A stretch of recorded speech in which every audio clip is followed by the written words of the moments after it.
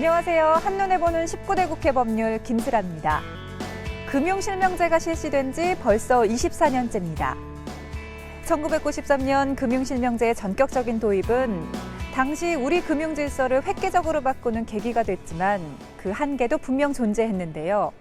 이에 국회는 경제투명성 제고를 위한 입법 노력을 계속해왔습니다. 오늘 한눈에 보는 19대 국회 법률에서는 이와 관련된 내용 준비해봤는데요. 19대 국회 주요 입법 성과 중 하나인 차명계좌 거래 금지와 관련된 법률, 그리고 법률 개정으로 달라진 부분까지 함께 살펴보겠습니다. 수백 개의 차명계좌로 비자금을 조성한 전두환 전 대통령. 재벌 총수들의 차명계좌를 이용한 탈세와 자금은닉. 오랫동안 검은 거래와 비자금의 통로가 되어온 차명계좌 거래. 비자금을 조성하기 위한 것 아니면 탈세가 되는데 이런 목적으로 이런 차명 거래가 많이 일어났었다. 그리고 2014년 차명계좌 거래 금지법 국회 통과. 다른 사람의 명의를 이용한 차명 거래가 비정상적인 하나의 금융 거래로서 금융실명법에 위반된다고 하는 것을 분명히 했고, 금융거래의 투명성 확보를 위한 국회의 노력과 그 성과에 대해 알아봅니다.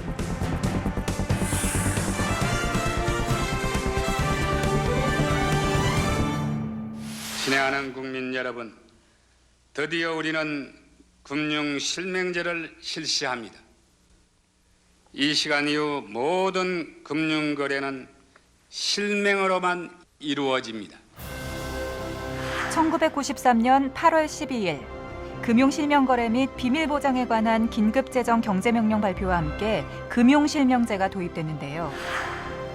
개인이 아닌 금융기관과 거래를 함에 있어서 가명이 아닌 실명에 의해서만 이루어지도록 한 것.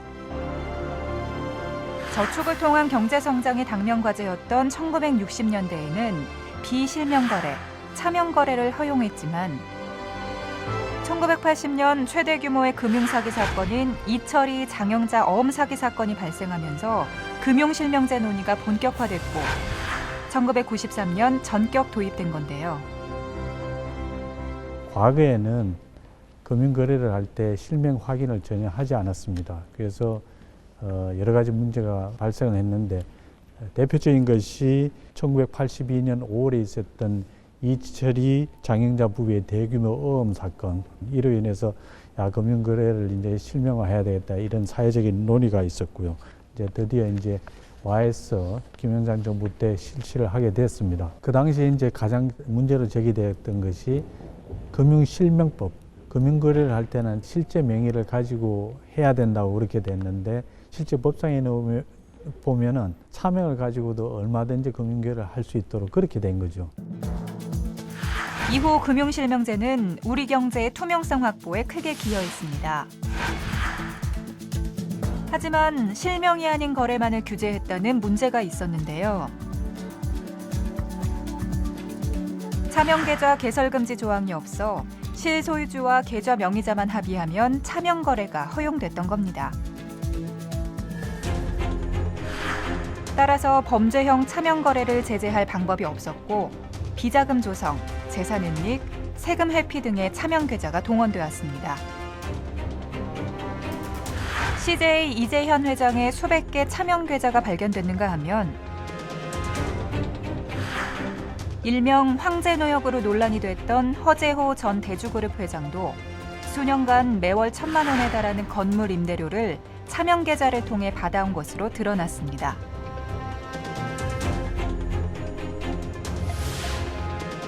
또한 세월호 사태로 큰 충격을 안겼던 유병언 전 세모그룹 회장 일가 역시 신도 및 지인 등의 명의로 100여 개의 차명계좌를 개설해 회사들로부터 수백에서 수천만 원씩을 입금받아 비자금을 조성해온 정황이 포착됐습니다. 하지만 대부분의 경우 배임 횡령 혐의를 적용할 뿐 차명계좌 거래 자체에 대해서는 법적 책임을 묻지 못했는데요. 2011년 기준 국세청에서 파악한 차명재산 규모를 살펴보면 부동산, 예금, 주식을 합쳐 4조 원이 넘은 것으로 알려졌습니다.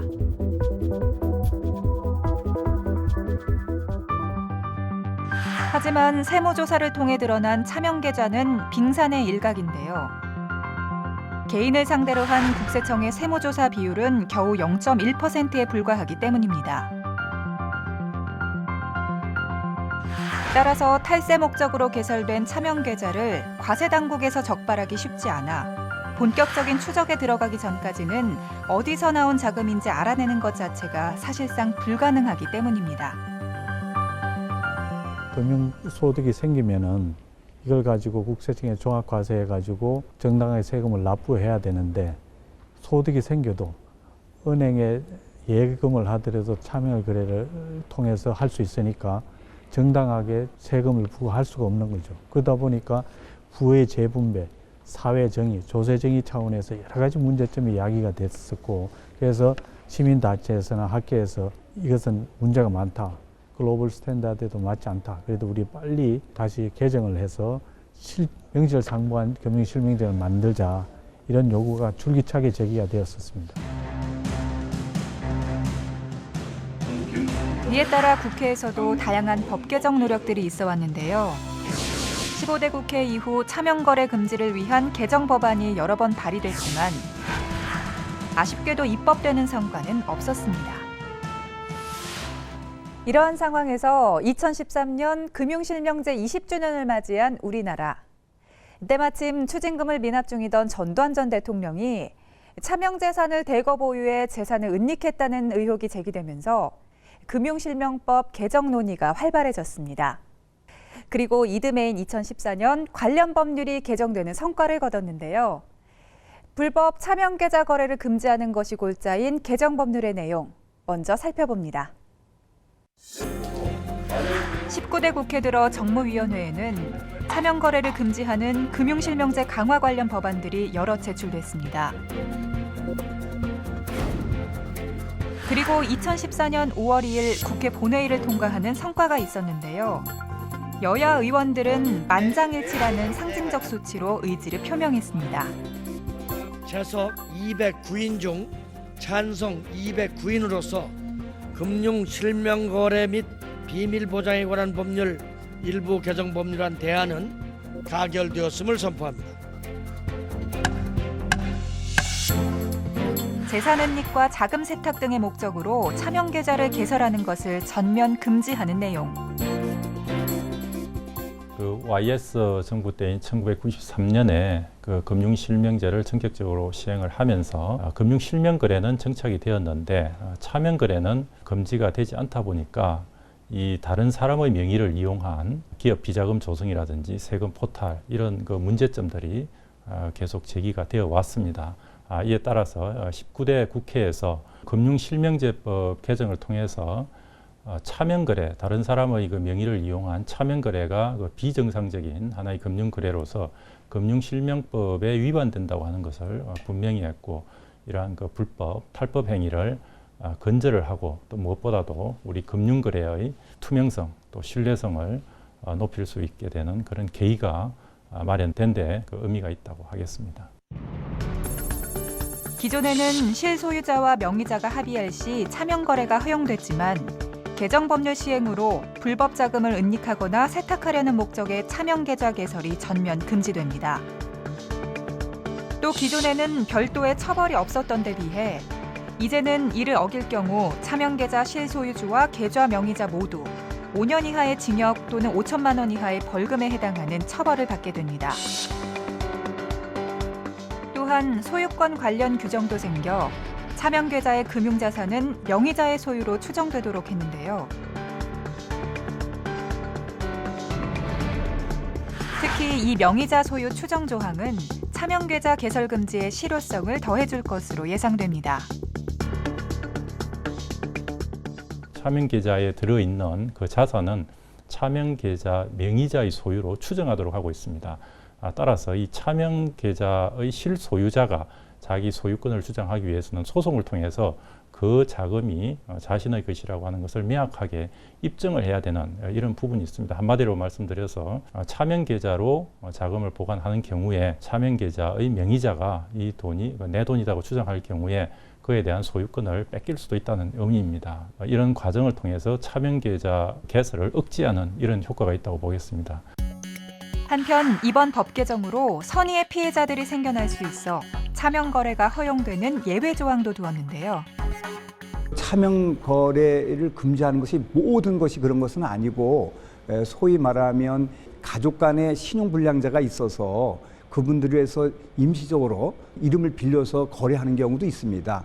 그다음에 아니면 동창회나 향후회, 종중 같은 사회생활 기반에 꼭 필요한 이런 곳은 예외적으로 지금 인정을 하고 있는 것입니다. 범죄 목적이 아닌 선의의 차명 계좌는 허용되는데요. 대표적인 사례로 개, 부녀회, 동창회 등 친목 모임 회비를 관리하기 위해 대표자 명의의 계좌를 개설하는 행위. 문중, 교회 등 이민단체 금융자산을 관리하기 위해 대표자 명의 계좌를 개설하는 행위. 미성년 자녀의 금융자산을 관리하기 위해 부모 명의 계좌에 예금하는 행위 등은 처벌 대상에서 제외됩니다. 이번 법률 시행으로 불법 차명 계좌에 대한 적절한 처벌과 조세 정의 확립이 가능해질 것으로 전망되는데요. 내가 대기업 주인인데 오는데 이것을 임원들 이름으로 차명을 해가지고 내 재산을 불법으로 은닉하고 예금 계좌를 통해 가지고 은행에 예치를 해놓은 다음에 불법적으로 다음 세대들한테 부이전을 하고 그러면서 정당한 상속세 증여세를 부담하지 않고 이런 일이 있었는데 이게 대해서 좀 이제는 어려워지지 않을까 이런 생각을 하고요. 그러면 금융소득 종합과세가 대상이 되면은 부의 재분배가 원활하게 이루어지고 다른 소득과 합쳐서 과세를 하기 때문에 누진과세가 제대로 이루어지는 거죠. 차명계좌 거래 금지법은 법률이 개정되고 6개월 후인 2014년 12월부터 시행되고 있는데요. 그렇다면 그동안 어떤 점이 달라졌을까요? 차명계좌 거래를 금지한 개정 법률이 우리 경제와 우리 국민들에게 가져온 변화를 살펴보겠습니다. 제작진이 일명 선의의 차명계좌를 만들기 위해 직접 은행을 방문해 봤는데요. 안녕하세요. 네, 저희 프로그램 한눈에 보는 19대 국회 법률 통장을 만들려고 하는데요. 아, 그러세요? 그럼 요거 체크된 거 한 번만 작성 부탁드리고요. 신분증이랑 증빙 서류 한 번만 부탁드립니다. 친목 모임 통장의 경우 일정한 서류를 제출하면 모임 명칭 변기가 가능한데요. 네, 계좌 개설됐습니다. 이렇게 법률 개정 이후에도 선의의 차명계좌 거래는 가능합니다. 그렇다면 차명거래 금지법에 저촉되는 행위는 무엇일까? 금융거래위원회에서 그 행위를 구체화했는데요. 채권자들의 강제집행을 회피하기 위해 타인 명의 계좌에 본인 소유 자금을 예금하는 행위, 불법 비자금이나 불법 재산 등을 숨기려는 목적으로 차명 계좌를 개설하는 것은 물론 금지됩니다. 이뿐만 아니라 증여세 납부 회피를 위해 감면 범위를 초과하여 본인 소유 자금을 가족 명의 계좌에 예금하는 행위도 금지되는데요. 증여세 감면 범위는 배우자끼리 6억 원, 자녀 5천만 원 등입니다. 또한 금융소득 종합과세 회피를 위해 타인 명의 계좌에 본인 소유 자금을 예금하는 행위, 생계형 저축 등 세금 우대 금융상품의 가입 한도 제한 회피를 위하여 타인 명의 계좌에 본인 소유 자금을 분산 예금하는 행위도 불법 행위에 해당합니다. 지난 2014년 5월 개정된 금융실명법 공포 이후 5개월 사이 1억 원 이상 고액 예금이 대량 인출됐고 이 기간 인출된 금액은 총 485조 원에 달했습니다. 법안 통과 시점부터 기존 차명 계좌를 정리하려는 움직임이 영향을 미친 것으로 분석되는데요. 2014년도에 법이 5월 달에 제정이 됐고 6개월 후에 시행이 됐는데 그동안은 상당한 통계에 의하면 1억 원 이상의 거래가 인출된 게 종전 기간보다 80여조 원이 더 인출돼서 대략 22%가 늘어났다는 그런 통계가 있을 정도로 상당히 그 국민적인 그 반응은 컸었다. 따라서 이것이 그 지하경제 양성화와 공정사회를 이루는데 상당히 그 제도적 밑받침이 됐다 하는 데서의 긍정적 효과를 기대할 수 있고 이와 같은 현상은 차명계좌 거래가 일부 기업가나 자산가들의 전유물이 아니었다는 증거이기도 합니다. 또한 법률 시행 이후 불법 차명계좌 거래가 속속 적발되고 있기도 한데요. 입찰 편의를 봐주는 대가로 업자들로부터 금품을 받은 공무원 2명이 검찰에 적발됐고, 학교법인 대성학원의 차명계좌 이용 비리도 적발됐습니다. 이들 사건에 대해 불법 차명계좌 거래 자체에 대한 행정조치는 물론 형사처벌까지 가능할 전망입니다. 한편 법 시행 이후 금융기관 종사자들의 책임이 더욱 막중해질 텐데요. 가장 중요한 것이 금융기관에 종사하는 직원들의 자세입니다. 그분들이 판단을 해가지고 자기 고객들한테 반드시 실명 거래를 해야 되고 본인 소유의 금융에 대해서만은 본인 명의로 해야 된다. 그리고 안 됐을 경우에는 위반사항이 뭐다.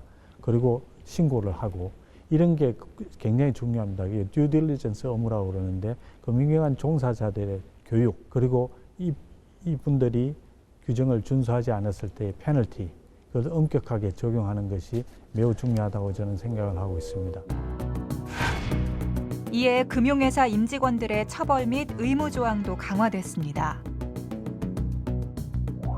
불법 차명 거래가 금지됨에 따라 이를 알선하거나 중개한 은행 등 금융회사 임직원들은 5년 이하의 징역 또는 5천만 원 이하의 벌금에 해당하는 처벌을 받게 됩니다. 형사처벌뿐 아니라 금융회사와 임직원에 대한 과태료 부과 수준도 높아져서 기존에 500만 원 이하였던 과태료가 3천만 원 이하로 강화됐습니다. 또한 그 밖의 의무 위반 관련 처벌도 신설됐는데요. 실명 확인 의무 위반 시 과태료 500만 원이, 설명 의무 위반 시에는 50만 원이 부과됩니다.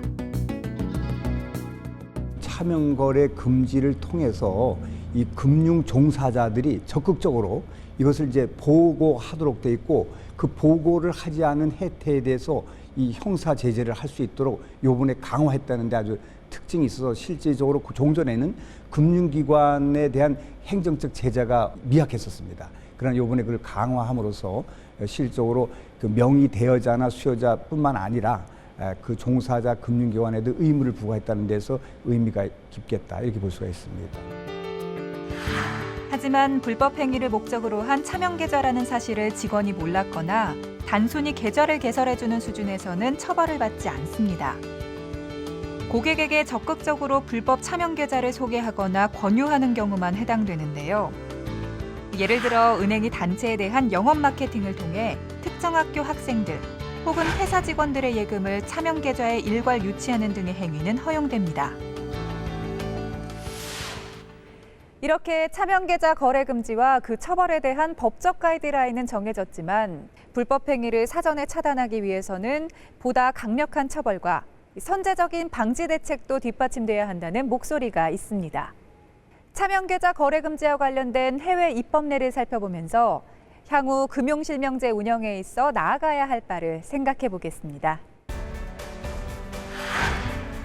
해외에서는 금융실명법 위반에 대한 다양한 법적 제재를 마련해 놓고 있는데요.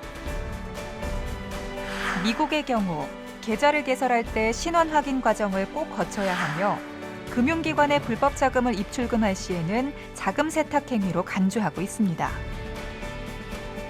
또 금융회사는 의심될 만한 거래가 있는 경우 정부에 의무적으로 신고해야 합니다. 독일의 경우에는 조세징수법에 따라 가명계좌와 제3의 차명계좌를 금지하고 있고 금융기관이 계좌를 개설해주면서 신원 확인을 하지 않았을 때는 세금 포탈 방조 행위로 간주하고 있습니다. 외국에는 금융거래는 반드시 실명으로 해야 된다는 것이 이미 보편화되어 있습니다. 그러나 그 이면에는 만약에 이 규정을 위반했을 때 벌칙 조항이 굉장히 엄합니다. 이 법을 준수하지 않았을 경우에 본인들이 받는 불이익이 굉장히 크기 때문에 가능하면은 이 법을 준수하려는 그런 의지가 있게 마련입니다. 미국 같은 경우 신고 의무 불이행 시 25만 불 정도 이렇게 되는데 25만 불이면 우리나라 돈으로 될 때 굉장히 많지 않습니까? 수준이 몇 억 정도 수준이 되고요. 그다음에 또 아주 셀 때는 50만 불. 그거는 이 수준은 우리나라와 비교해 볼 때 굉장히 엄격한 거죠. 영국 같은 경우는 사실은 2년 이하의 징역 또는 벌금 수준의 한도가 없어요. 아예 얼마든지 부과할 수 있다는 거, 굉장히 어마하다는 거죠. 금융기관의 의심 금융거래 미신고에 대한 해외 주요국의 처벌 기준을 살펴보면 미국은 약 2억 8천만 원 이하, 범죄에 연루됐을 경우에는 5억 5천만 원까지, 영국은 벌금액에 한도가 없고 캐나다의 경우에도 최대 약 21억 5천만 원까지의 벌금에 처하도록 했습니다. 또한 세 나라 모두 징역형을 마련해 놓고 있습니다.